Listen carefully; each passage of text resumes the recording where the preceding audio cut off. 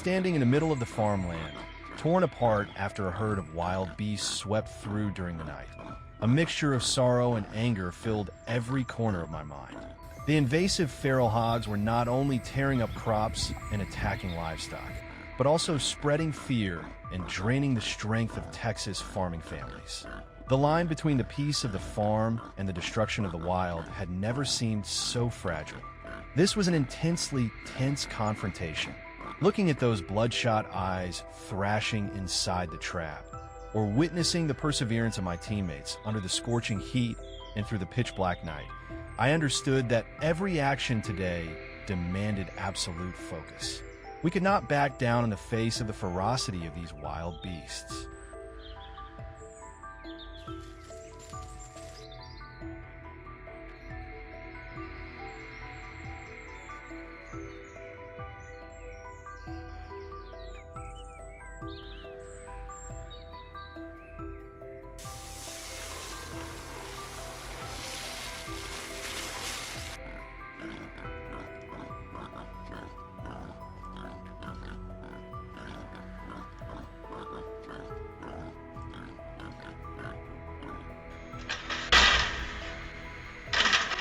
The first location lay deep beneath a dense forest canopy, seemingly the hidden stronghold of the most aggressive wild hogs. The clinking of metal chains echoed as we approached to check the first trap deep in the woods. The moment they saw human figures, the feral hogs became agitated, slamming violently against the steel walls as clouds of dust filled the air.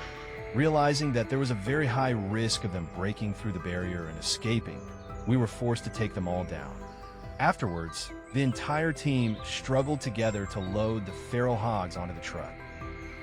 ACH heavy carcass was loaded into the truck bed, as though relieving the forest of a part of the burden that had weighed upon it.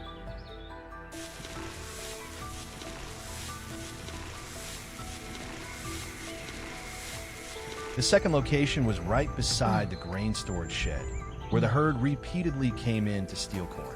Early in the morning, with the fog still lingering, we approached to inspect the trap beside the storage shed. Fortunately, the trap had securely locked the entire herd inside.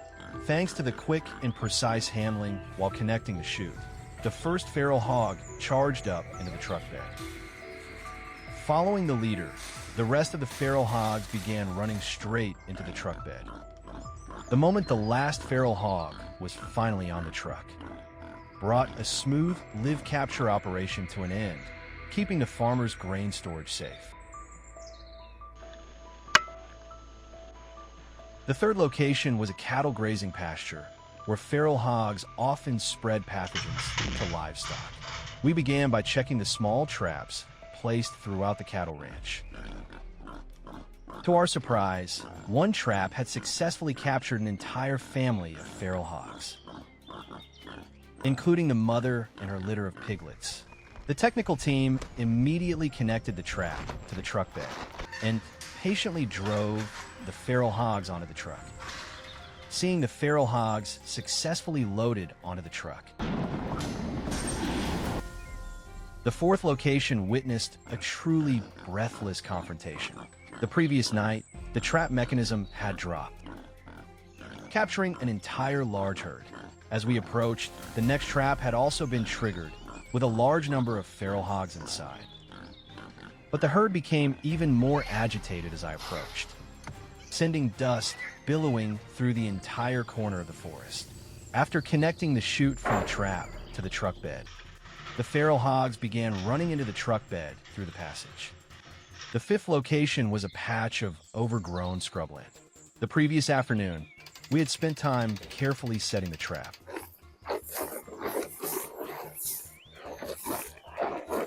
And carefully scattering bait to attract the feral hogs.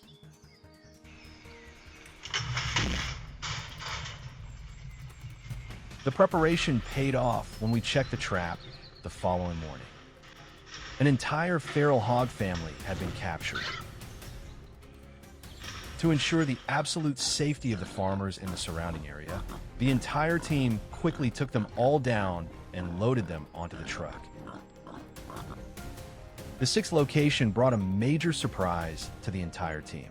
When we approached to inspect the next trap, there were only 2 feral hogs inside, but their size left me stunned. The 2 feral hogs were as large as small bulls, with thick hides and razor-sharp tusks. Despite their massive bodies, thanks to the smooth coordination while connecting the truck bed to the trap, both feral hogs calmly climbed onto the truck. A quiet sense of relief came over me as these 2 monsters had finally been driven away from the farm.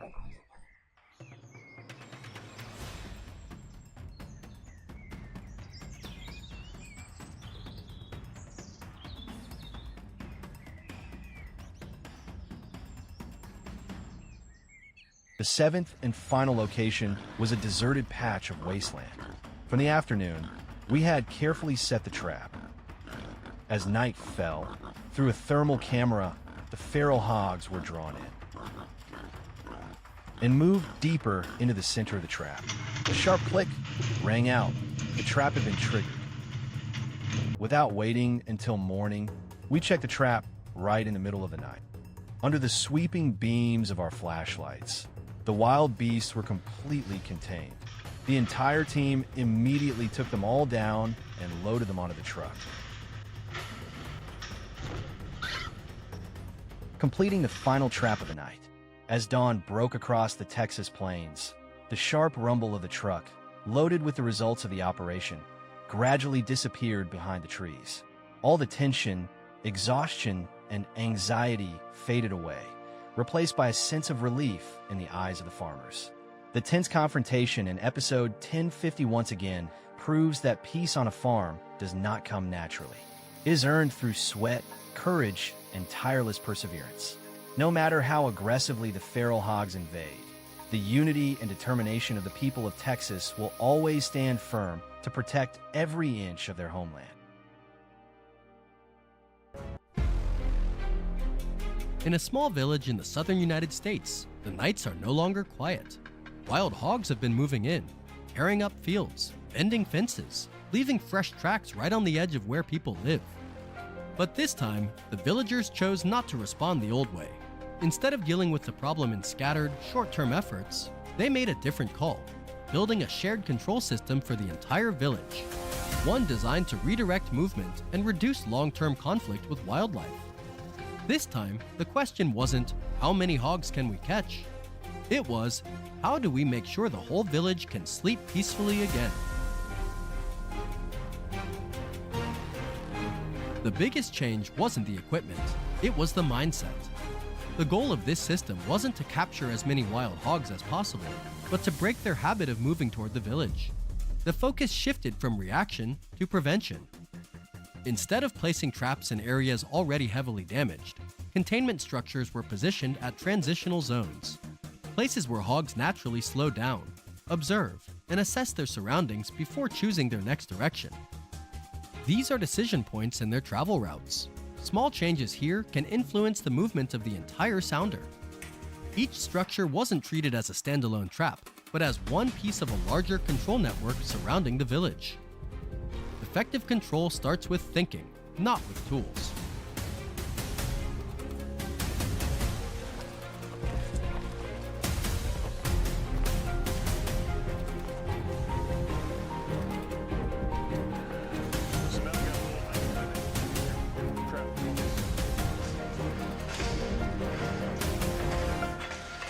Once you get this, go ahead and remove that, and then another good tip.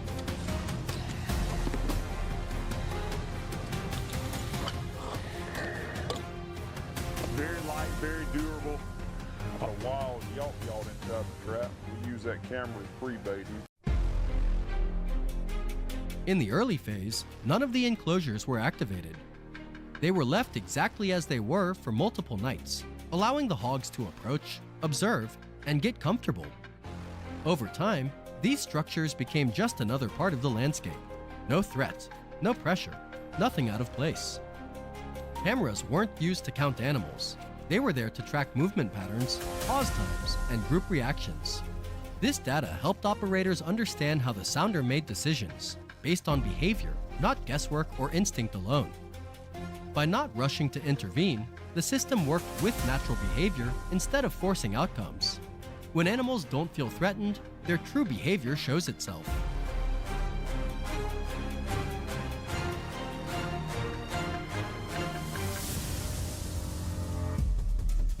Once the system began to take shape, small adjustments were introduced, carefully and selectively. There were no sudden blockades, no aggressive pushbacks. Instead, subtle changes slowly reduced how often hogs moved deeper toward the village, making their old routes less appealing over time. To the hogs, these were just different choices in the environment.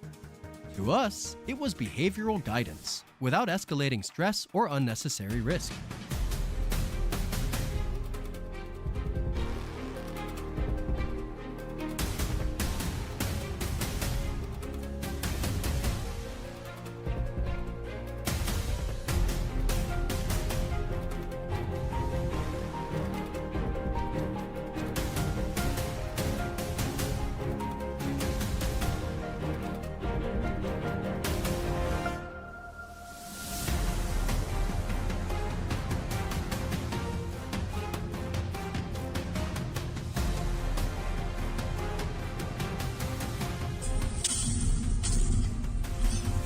When the cameras showed the sounder changing direction as a group, that was the signal the system was working.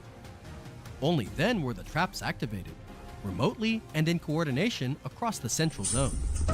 The process was controlled and deliberate, holding the hogs within a predefined safe area while minimizing panic and reducing the risk of injury to both animals and people. No structure worked alone. The entire system functioned as one, driven by data, timing, and coordination. A system is only effective when every part moves in the same rhythm.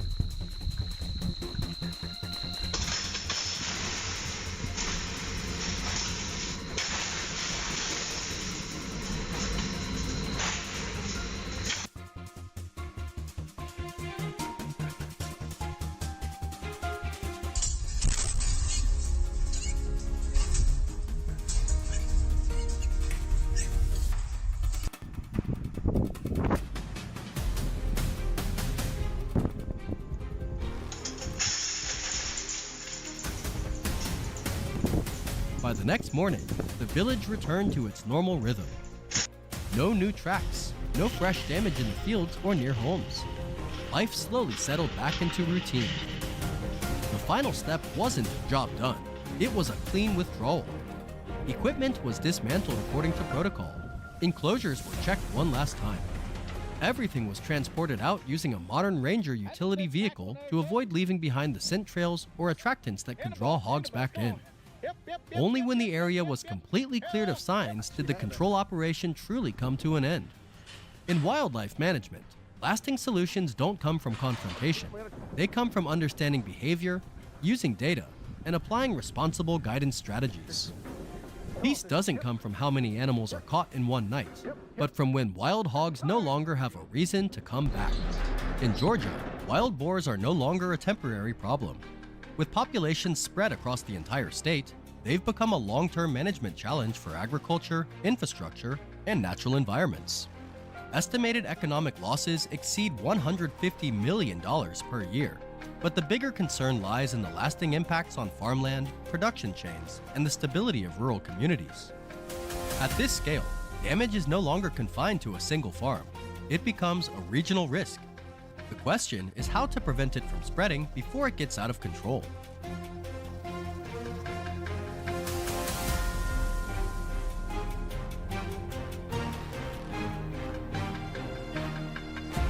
Field studies in the US show that an adult wild boar herd can travel long distances in a single night, yet they tend to return to spots that have consistently provided food.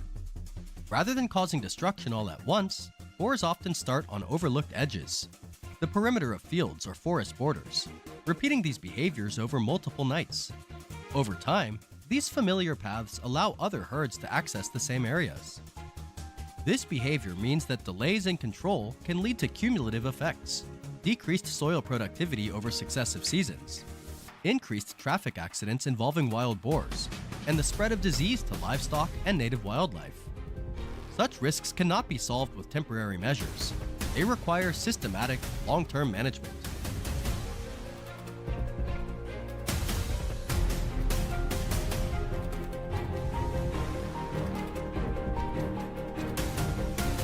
The effective approach is not reacting to individual incidents, but controlling the impact zone. Instead of chasing single animals, corral traps are deployed based on real-world data, frequency of sightings, repeated travel routes, and intersection points between forest and farmland. Studies show that influencing herd behavior is more effective than targeting individual boars. Breaking the cycle of return dramatically reduces damage, even if not all animals are removed. In wildlife management, behavioral control matters more than population control. Addressing the return points ensures long-term effectiveness rather than just reacting to immediate consequences.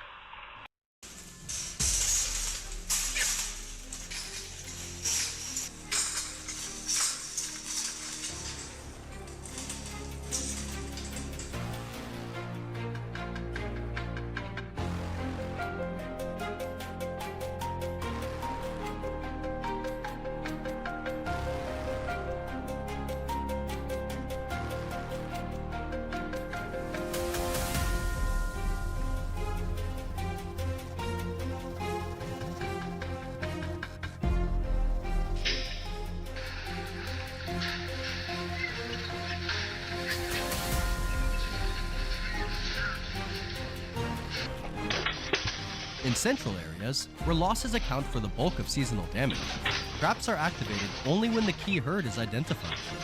The goal is to disrupt the behavior of the most problematic individuals, reducing damage quickly. At the edges, traps act as a guiding measure. Early intervention breaks familiar access cycles, lowering visitation frequency without forcing the herd to move elsewhere. This approach maintains regional stability instead of just temporarily addressing a hotspot.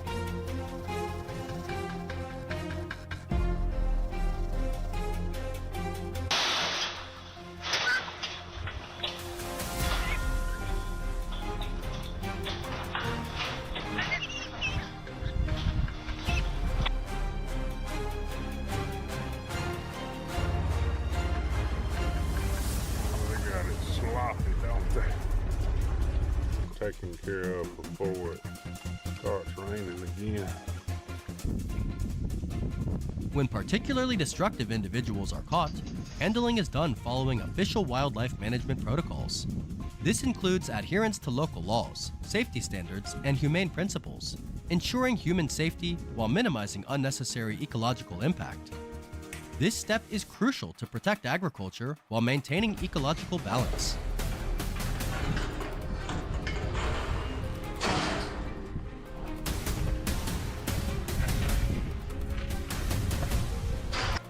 After implementing a strategically planned control program, field reports show a significant reduction in destructive activity. In many cases, crop damage drops 60 to 80% in a single season, even if wild boars are not entirely removed from the area.